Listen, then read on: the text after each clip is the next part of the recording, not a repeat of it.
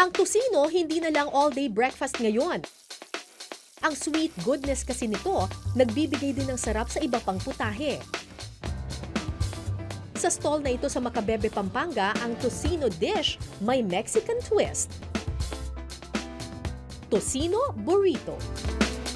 Alam natin na ang tocino masarap pang almusal, pero over the years, syempre nakaisip na ng iba't ibang paraan ng mga Pilipino kung paano gamitin at kainin ang tocino. Isa dito ay yung naisip ni na Kay na ilagay sa burrito. Wow! Ang burrito is actually a Mexican Food, yes. food. Oo, Mexican dish siya. Pero ito may tocino. Yes, so may ma'am. Filipino taste Fat, siya. yes, Oo.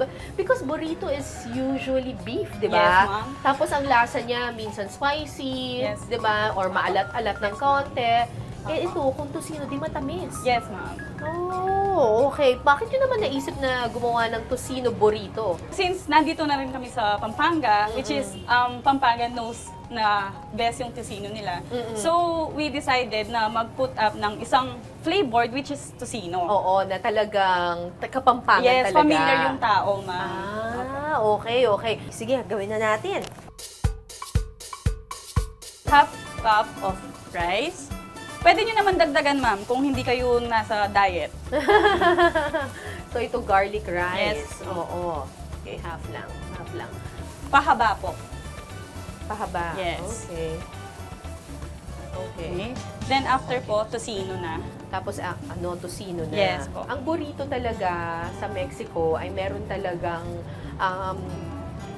siyang kanin. Yes po. Oo, and sometimes it's flavored, yung kanin na yun. Opo. Minsan it's spicy, ganyan, or may tomato sauce. Ito, talagang para kang nag-aalmusal. Yes. Kasi garlic rice ang ginagamit. Alright. Then after po, egg.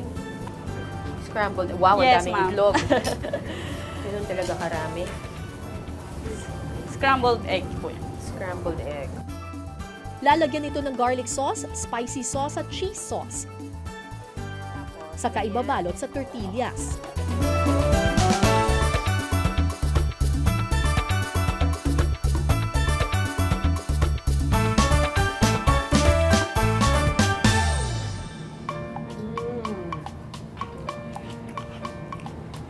Actually, hindi ko na naiisip na burrito siya. Parang kumakain ng almusal. Almasal po.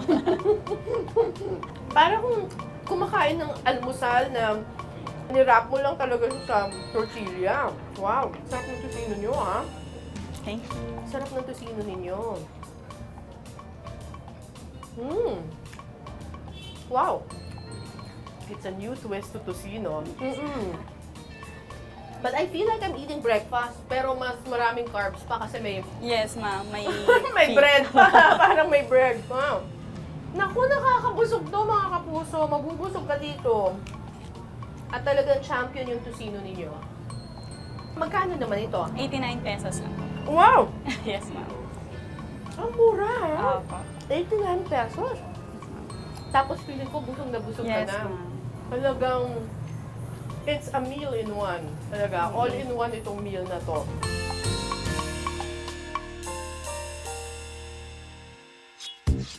Sa all-vegan pizzeria namang ito, bestseller daw ang kanilang pizza na loaded with tocino toppings, ang Breakfast Delight Pizza.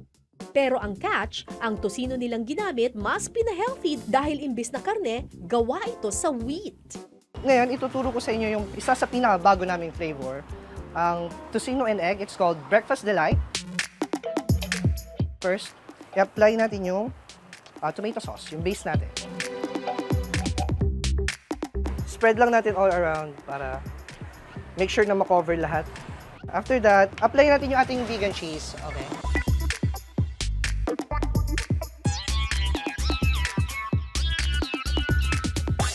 Sunod na ilalagay ang vegan tocino.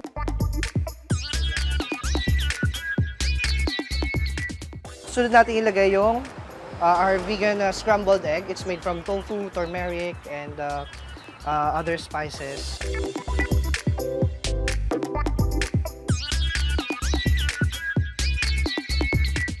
Lalagyan din ito ng green bell peppers for additional flavor.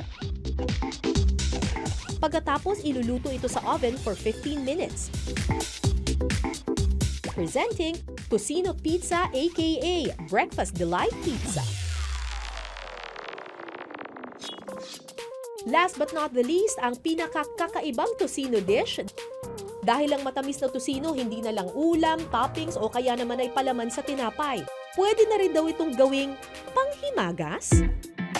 Si Annalisa Laurel Badillas o mas kilala bilang Mother B, isang food enthusiast based in New Zealand. Siya ang proud Pinay sa likod ng easy-to-cook Filipino food recipes na mapapanood sa Facebook at sa YouTube.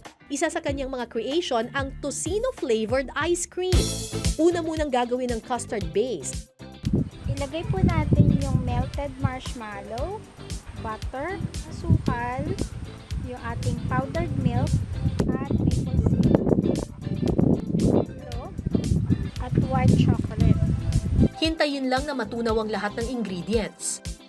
I-set aside muna ito para patigasin. Sa isang bowl, iwi-whip naman ang thick cream hanggang sa lumapot ito. Pagkatapos, isasama rito ang nagawang custard base. Haluin ng mabuti. Ilipat sa isang container at lagyan ng maple syrup. At saka isama ang tocino bits.